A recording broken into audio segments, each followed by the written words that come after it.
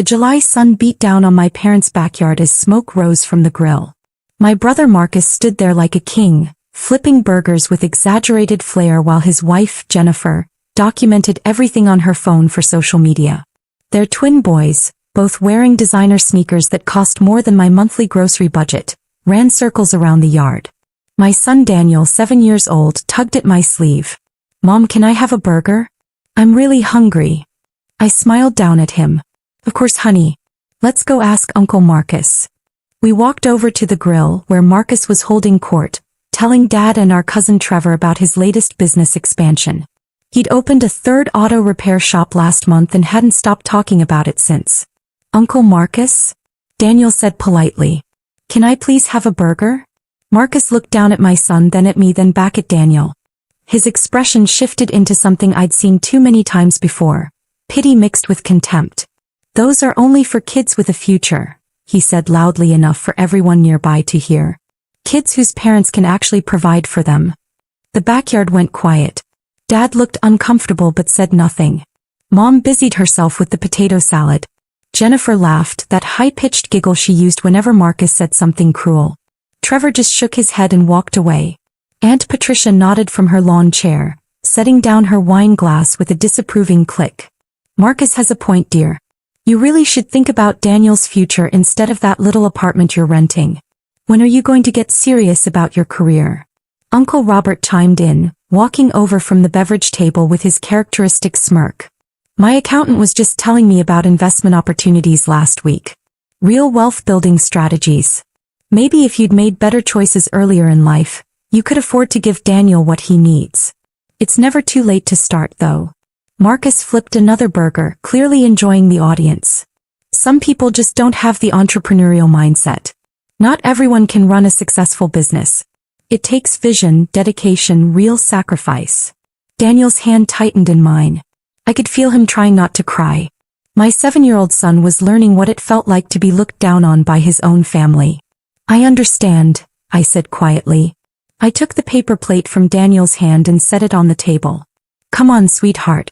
Let's go home." "But I'm hungry," Daniel whispered. "I know. We'll get something on the way."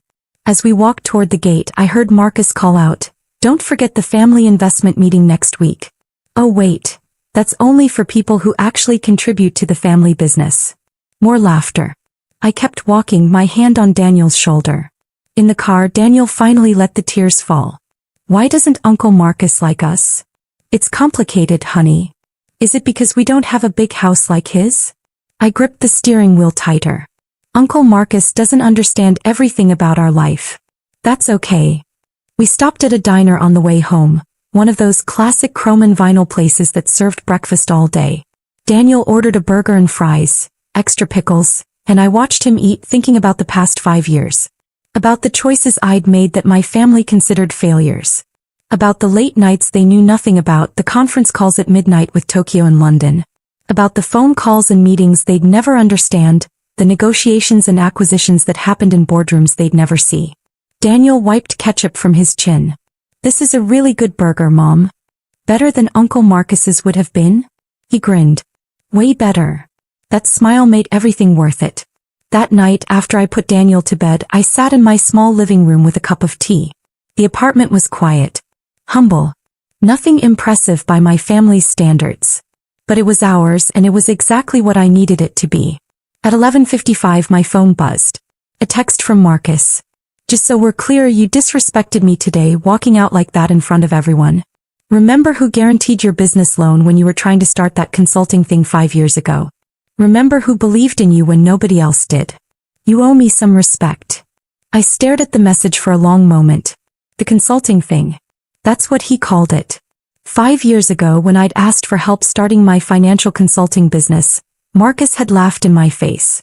I'd gone to him because I'd always looked up to him, my successful older brother. A consultant," he'd said. "You barely graduated college. Who's going to take financial advice from you?" When I applied for a small business loan, the bank required a guarantor. Marcus eventually agreed, but only after making me beg.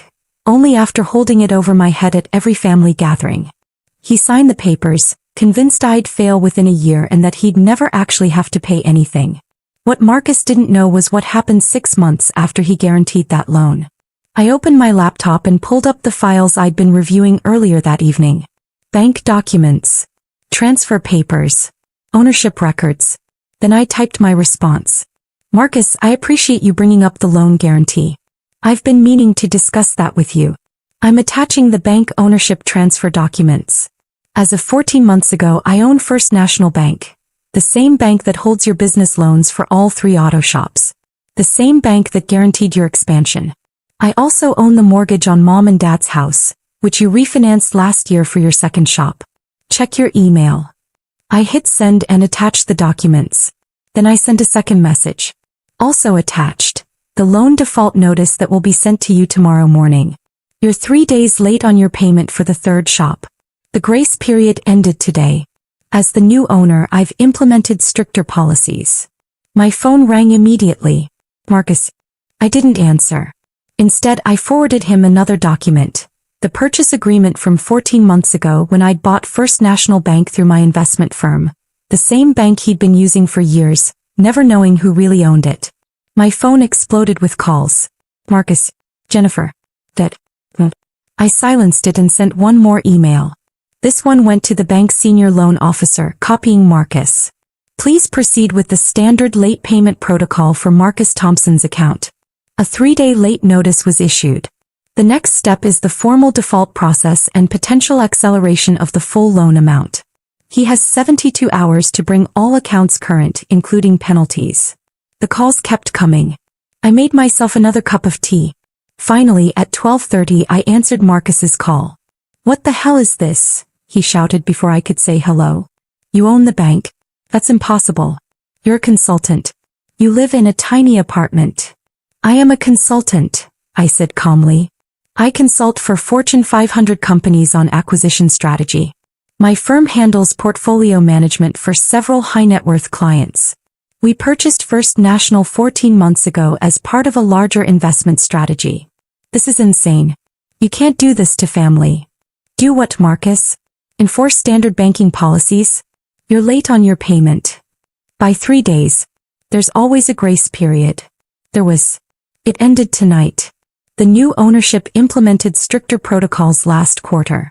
You would have known this if you'd read the notices we sent, or if you'd bothered to ask me about my actual career instead of calling it that consulting thing. Jennifer's voice shrieked in the background. Tell her about the social media post. Tell her we'll ruin her reputation.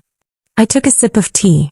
Marcus, you're currently in default on $340,000 in business loans. Your shops are leveraged at 92%. If I call the loans, you'll lose everything in about 6 weeks. I suggest you focus on making your payment rather than social media threats. You wouldn't do that. We're family. Family, I repeated. Is that what you told Daniel today? When you said burgers were only for kids with a future? When you humiliated a 7-year-old child at a family barbecue? Silence on the other end. Here's what's going to happen, I continued. You have 72 hours to make your payment plus late fees. That's $12,800. After that, we proceed with standard default protocols. I don't have that kind of cash right now. Everything's tied up in inventory. Then you should have made your payment on time. Please, Marcus said, and I heard something I'd never heard from him before, fear. Can't you just extend the grace period? For family. The same family that mocked my son today? The same family that spent 5 years reminding me that you guaranteed my loan? Speaking of which, I paid that loan off 4 years ago. But you enjoyed holding it over my head too much for me to mention it. Dad's voice came through the phone. Marcus must have put it on speaker. Sweetheart, be reasonable. Marcus made a mistake today. He'll apologize. Will he, Dad? Because you stood right there when he refused to feed your grandson. You said nothing. Mom's voice followed, tearful. We didn't know it would hurt Daniel's feelings. You're being vindictive. I'm being a banker. If Marcus were any other client, he'd already be in formal default. I'm giving him 72 hours as a courtesy. What do you want? Marcus asked. An apology? Fine. I'm sorry I said that to Daniel. Happy now? I don't want anything, Marcus. I want you to pay your loan on time like the contract requires. Whether you apologize to Daniel is between you and your conscience. I could hear Jennifer crying in the background. Dad trying to negotiate.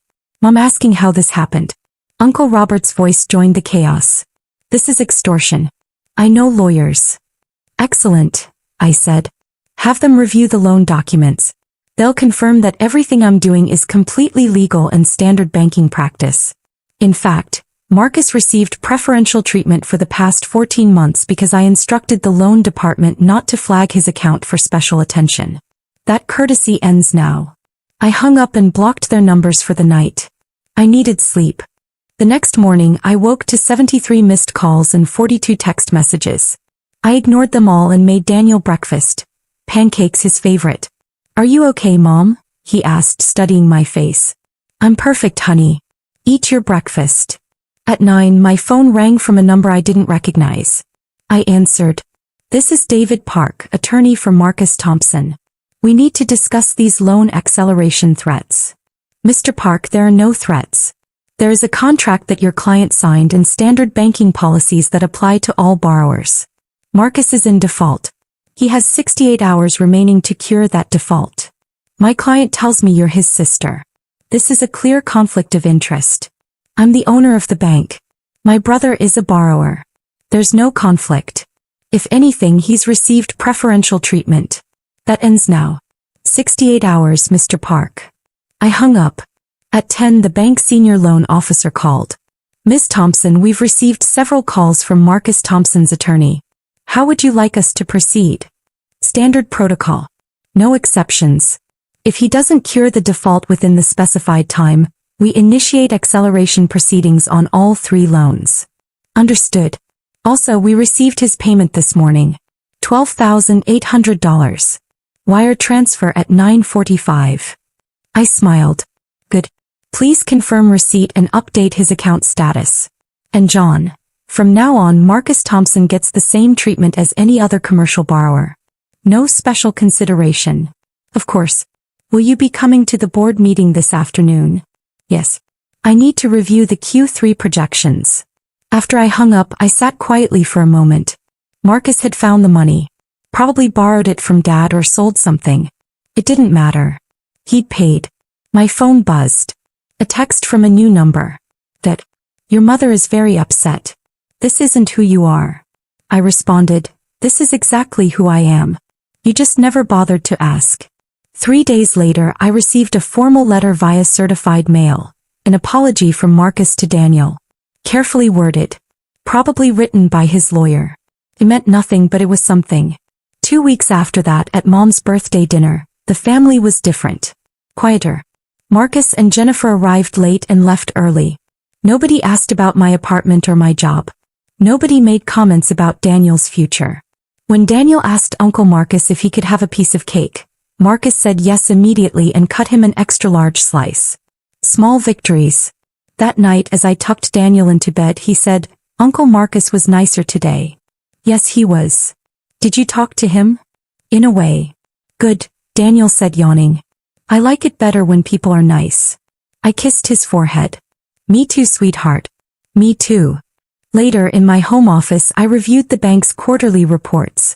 First National was performing above projections. The acquisition had been one of my best decisions, not because of Marcus, but because it was a solid investment that would help secure Daniel's actual future. The future my family had mocked at a barbecue. The future I'd been building in silence while they assumed I was failing. My phone buzzed. An email from Trevor, my cousin who'd walked away from the grill that day. I heard what happened. Good for you. Marcus needed to learn that lesson. Also, my company is looking for a financial consultant for an acquisition we're planning. Any chance you're taking new clients? I smiled and typed back. Send me the details. I'd be happy to review them. The next family gathering would be interesting. But that was fine. I'd spent 5 years being underestimated. I could handle being respected. Or feared. Either worked. What mattered was that Daniel would never again be told he didn't have a future.